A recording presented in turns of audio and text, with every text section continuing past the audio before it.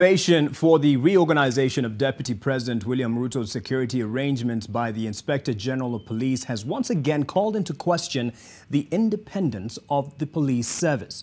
Although Interior Cabinet Secretary Fred Matiang'i may have classified the IG's actions as routine and within his rights, he fell short of providing a justification on the grounds that it was classified.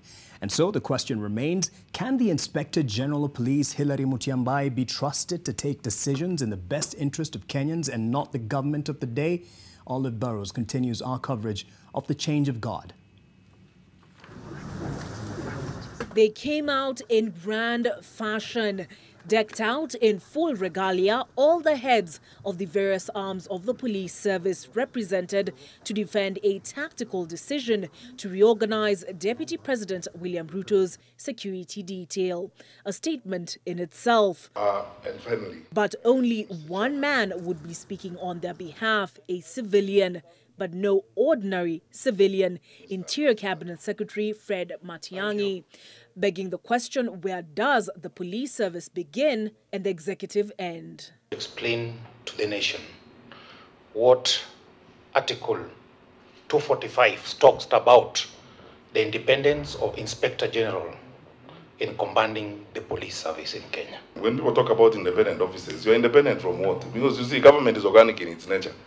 The Inspector General exercises independence of command. But that does not mean that the Inspector General does not work in an ecosystem of constant consultation.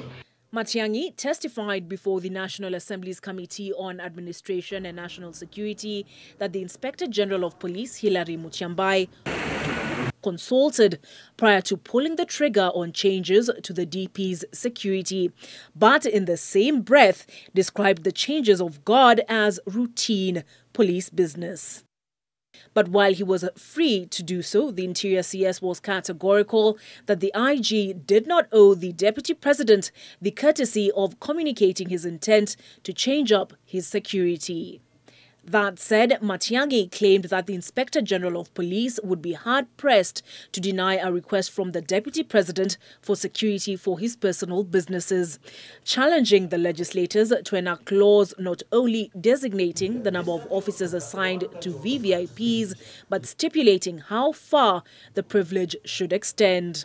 If today, for example, the holder of that office requested that I have a butchery in Rongai, and I need the butchery to be guarded, and you refused to guard the butchery, then the butchery was attacked tomorrow.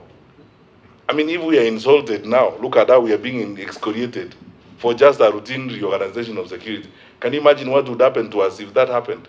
Wednesday's talk of consultation came on the heels of a High Court judgment that reinforced the constitutional imperative for the police to be independent of the executive. The 2008 post-election violence, a painful lesson on the damage a lack of public confidence in institutions and systems can wreak.